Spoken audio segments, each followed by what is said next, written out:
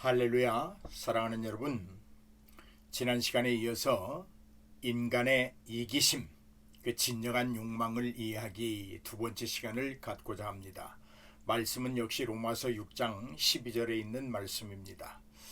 여러분, 우리의 욕망이 이기적인 것일까 아니면 하나님을 위한 것일까? 우리가 실제적으로 어떻게 구분해 낼 수 있을까요? 우리의 욕망이 이기적인지 아니면 하나님의 의도와 일치하는 것인지를 분별하기 위해서는 우리는 오직 성경의 가르침에 따라서 우리의 삶을 살고자 하는 모든 성도들에게는 필수적인 과목이다, 그렇게 말해볼 수 있습니다.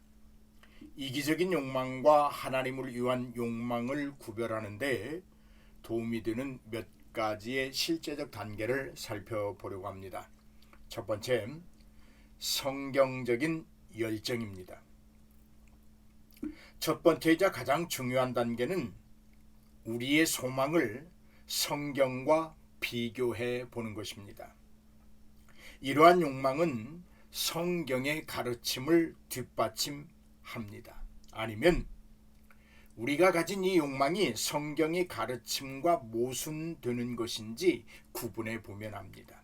예를 들어서 사랑, 평화, 인내, 친절을 장려하는 욕망은 갈라디아서 5장 22절로 23절에 기록되어 있는 대로 하나님의 뜻과 일치하는 경우가 많습니다. 이럴 때는 우리에게 있는 이 욕망이 선한 것이다, 이렇게 말할 수 있습니다. 두 번째로는 우리가 기도와 묵상을 통해서 한번 살펴볼 수 있습니다. 하나님께 그분의 뜻을 계시하시고 당신의 소망을 그분의 뜻에 일치시키기 위해 기도하는 시간을 갖고 있는가 하는 문제입니다. 말씀을 묵상하고 하나님의 임재 안에서 침묵하는 것은 또한 우리의 욕망 뒤에 숨은 동기에 대해 명확성과 평화를 제공할 수 있기 때문입니다. 세 번째로는 상담을 구해볼 수도 있습니다. 현명하고 영적으로 성숙한 사람들과 상담하면 욕망이 자기 중심적인지 아니면 하나님 중심적인지 그것에 대해서 외부적 통찰력을 얻을 수 있습니다. 이들은 성경적 진리에 헌신하는 신앙 공동체의 목사나 멘토 또는 신뢰할 수 있는 친구일 수도 있습니다. 네 번째로는 동기를 검토해 보는 것입니다. 자신의 동기에 대해 깊이 생각해 보는 시간을 갖는 것입니다. 당신은 개인적 이득을 위해 무엇인가를 찾고 있습니까? 아니면 하나님과 다른 사람들을 섬기려는 열망에서 움직이고 있습니까? 야고보서 4장 3절을 참조해 보십시오. 잘못된 동기로 구하는 일로 인해 기대가 충족되지 않을 수도 있다고 경고하고 있습니다. 다음은 관찰해 보는 것입니다. 욕망을 추구함으로써 얻을 수 있는 잠재적인 결과를 똑똑히 살펴보아야 합니다. 교회를 세우는 일이나 자신의 영적 성장을 촉진하는 일이나 다른 사람을 돕는 일에서 열매를 지금 맺고 있는가 관찰해 봐야 합니다. 살펴봐야 합니다. 예수님은 좋은 나무가 좋은 열매를 맺는다고 마태복음 7장 17절로 20절에 가르쳐주고 있습니다. 따라서 우리의 행동의 결과는 종종 그 근원을 나타낼 수 있다는 말입니다. 또 하나, 지금 내 이기심이, 내 욕망이 성령이 주시는 평강으로 차 있느냐 하는 문제입니다. 빌립보서 4장 7절은 모든 지각에 뛰어나고 우리의 마음과 생각을 지키시는 하나님의 평강을 말하고 있습니다. 어떤 소망이 하나님께로부터 온 것이라면 외부적인 불확실성이나 어려움에도 불구하고 그것을 추구하면서 평안을 느낄 때가 많을 것입니다.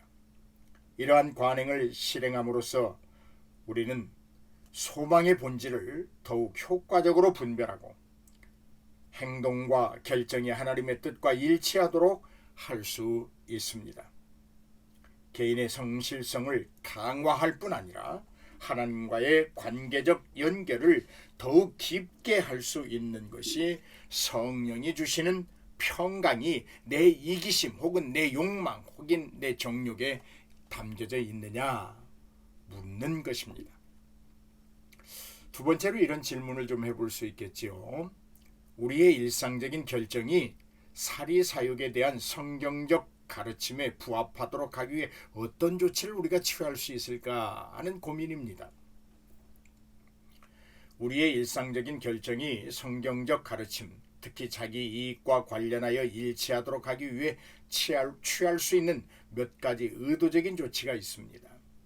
이러한 단계는 하나님의 뜻을 우선시하고 성경에서 가르치는 원칙을 반영하는 생활 방식을 배양하는 데 큰 도움을 얻게 될 것입니다. 그렇다면 첫 번째로 정기적인 성경 공부에 참여하는 것입니다. 성경을 꾸준히 읽고 공부하는 것은 기본입니다. 이는 우리가 어떻게 살아야 하는지에 대한 하나님의 성품과 그분의 기대를 이해하는 데 도움이 되기 때문입니다.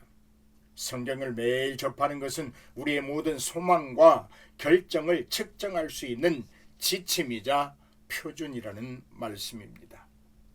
그 다음에는 쉼 없는 기도 생활입니다. 기도를 매일의 습관으로 삼는 것은 우리가 지속적으로 하나님의 인도를 구할 수 있게 해줍니다. 그것은 하나님을 우리의 의사결정 과정에 초대하고 그분의 인도와 교정에 우리를 열어주게 됩니다. 기도는 우리가 자신의 이익을 포기하고 하나님께 영광을 돌리는 결정을 내릴 수 있도록 지혜를 구하는데 시간과 열정을 쏟게 만듭니다. 그 다음에는 우리에게 무한한 책임이 있음을 깨닫는 것입니다. 책임을 제공할 수 있는 다른 신자들과 관계를 구축해 나가는 것입니다. 신앙의 이러한 공동체적 측면은 우리가 의롭게 살도록 격려하고 우리의 결정이 이기적인 동기로 표류할 때 우리에게 도전을 줄 수 있습니다. 신뢰할 수 있는 그룹이나 개인에게 투명하게 대하는 것은 기독교 가치에 충실한 행로를 유지하는 데 도움이 되게 됩니다. 그 다음에는 우리가 성찰과 실천이라고 하는 것에 주목해야 합니다. 여러분 자신의 행동과 결정에 대해 정기적인 자기 평가와 성찰을 구현해야 합니다. 이것은 일기를 쓰거나 조용한 묵상을 통해 이루어질 수 있습니다. 다음과 같은 질문을 생각해 보십시오. 나의 선택이 그리스도의 사랑과 은혜를 반영하고 있는가? 나는 이기적인 야망이나 겸손해서 행동하고 있는가? 한번 살펴보십시오. 그리고 빌립보서 2장 3절로 4절의 말씀을 묵상하십시오. 다음은 영적 훈련에 참여하는 것입니다. 성경 읽기와 기도 외에 다른 영적 훈련에 참여하는 것입니다. 금식이나 고독이나 봉사는 세상적인 영향력과 이기적인 욕망에서 벗어나 우리의 의도와 행동을 하나님과 다른 사람들에게 다시 집중시키는데 큰 도움이 되는 실천입니다. 영적 훈련은 매우 소중합니다. 때로는 어떤 이에게는 고난이, 때로는 어떤 이에게는 아픔이 영적 훈련의 과정이 될 수도 있습니다. 영적으로 강한 생활을 하고 있는 사람들에게 현명한 조언을 구해보는 것입니다. 결정에 대해 확신이 없으면 현명하고 영적으로 성숙한 개인에게 조언을 구해보는 것입니다. 이들은 성경과 기독교 생활에 대한 기초적인 이해를 갖고 있는 영적 공동체의 목회자나 멘토 또는 지식이 풍부한 친구일 수도 있습니다. 여러분이 영적으로 갈급할 때 현명한 조언을 구할 수 있는 친구나 목회자나 멘토가 반드시 한두 사람씩 꼭 있기를 주의 이름으로 축복합니다. 그 다음에는 여러분 우리 작은 일에 대한 순종을 드러내는 것입니다. 작은 결정에 대한 충실함은 삶의 더 넓은 영역에 영향을 미치는 순종의 습관을 형성합니다. 일상적이고 사소해 보이는 문제에서 성경적 원칙에 부합하는 선택을 하는 것은 우리가 더 큰 결정을 올바로 처리할 수 있도록 준비시켜 줄 것입니다. 이러한 관행을 일상생활에 통합함으로써 성도는 성경의 가르침에 따라 결정을 지속적으로 평가하고 조정하는 리듬을 개발할 수 있으며, 이를 통해 사리사욕을 억제하고 하나님의 뜻이 우선시되도록 할 수 있을 것입니다. 이제 세 번째 질문입니다. 여러분, 죄로 이어지는 개인의 이익을 극복하도록 교회 공동체는 어떻게 개인을 지원할 수 있을까 하는 문제입니다. 교회 공동체는 개인이 죄로 이어질 수 있는 개인적인 이익 문제를 헤쳐나갈 때 개인을 지원하는 데 중요한 역할을 하는 곳입니다. 다음은 회원들이 영적으로 건강한 길을 유지하도록 교회가 도울 수 있는 몇 가지 실제적인 방법을 살펴보려고 합니다. 첫째는 가르침과 설교입니다.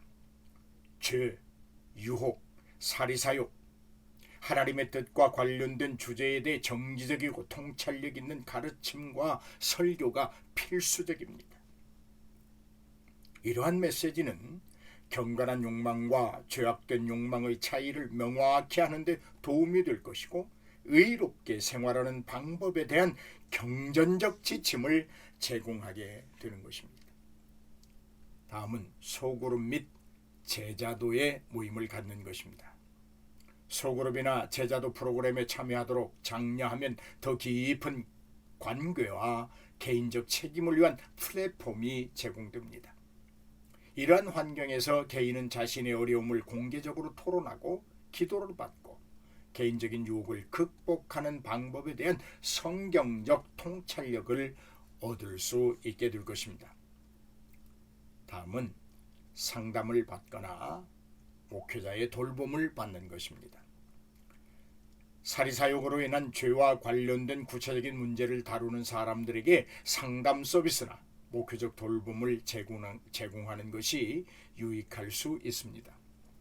훈련받은 상담사와 목회자들은 이러한 어려움을 극복하기 위한 비밀스럽고 자비로운 지도와 실제적인 단계를 제공할 수 있는 사람들입니다. 이들을 자주 만나십시오. 가까이 하십시오. 결코 후회하지 않게 됩니다. 다음은 워크숍이나 세미나를 갖는 것입니다. 기독교 윤리, 성령의 열매, 성경적 의사결정과 같은 주제에 대한 워크숍과 세미나를 조직하면 회원들이 하나님의 방식에 모순되는 사리사욕을 인식하고 이에 맞서 싸울 수 있는 지식과 도구를 얻을 수 있게 될 것입니다. 다음은 봉사에 참여하고 지역사회, 사역에 기회를 갖는 것입니다. 프로젝트 및 사역기회에 참여하면 초점이 자기 중심에서 봉사 중심으로 전환될 수 있습니다. 친절과 자선 행위에 참여하는 것은 종의 마음을 키우는 데 도움이 되고, 이는 자기 중심적인 죄에 빠질 가능성이 줄어들게 되는 것입니다. 기도를 하고 기도 그룹에 참여하고 기도의 계획을 세우는 일도 매우 중요합니다. 특정 죄로 어려움을 겪고 있는 회원들을 위한 중보에 초점을 맞춘 헌신적인 기도 그룹을 설립하면 영적인 지원을 제공하고 강력한 공동체적 책임감을 고취시킬 수 있습니다. 그다음에 여러분, 간증과 나눔입니다. 개인이 죄와의 싸움과 어떻게 신앙과 공동체의 지원을 통해 그것을 극복했는지에 대해 이야기하는 개인적인 간증을 나누도록 장려하는 것은 매우 고무적일 수 있습니다. 이는 다른 사람들이 승리의 실제적인 예와 개인적인 변화에서 교회의 역할을 볼 수 있기 때문입니다. 마지막으로 영적 성장을 위한 환경을 조성하는 것입니다. 책임, 상호 지원을 촉진하는 환경을 조성함으로써 교회 공동체는 회원들이 이기적인 죄의 유혹을 극복하고 그리스도 중심적인 생활 방식을 장려하는 데 크게 도움을 줄 수 있습니다. 이러한 공동 접근 방식은 개인에게도 도움이 될 뿐만 아니라 교회 전체의 영적 건강을 강화시키게 됩니다. 사랑하는 여러분, 이기심, 악할 수도 선할 수도 있습니다. 우리의 본질적인 욕망, 악할 수도 선할 수도 있습니다. 그러나 우리는 선택의 여지가 없습니다. 이기심도 선해야 합니다. 본질적인 욕망도 선해야 합니다. 왜요?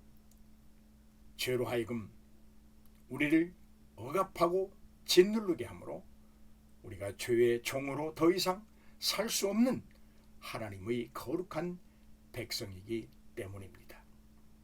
사랑하는 여러분, 하나님의 백성으로서 우리가 충분히 가질 수 있고 가지게 되는 이기심과 그 본질적인 욕망이 하나님의 뜻과 합하고 하나님의 마음에 합하고 하나님의 목적에 순응하고 하나님의 의도에 따라가므로 언제 어디서든지 누구에게든지 하나님의 백성이 되어 하나님의 성호가 찬양되어지는 놀라운 역사가 끊이지 아니하기를 주의 이름으로 축복합니다. 할렐루야.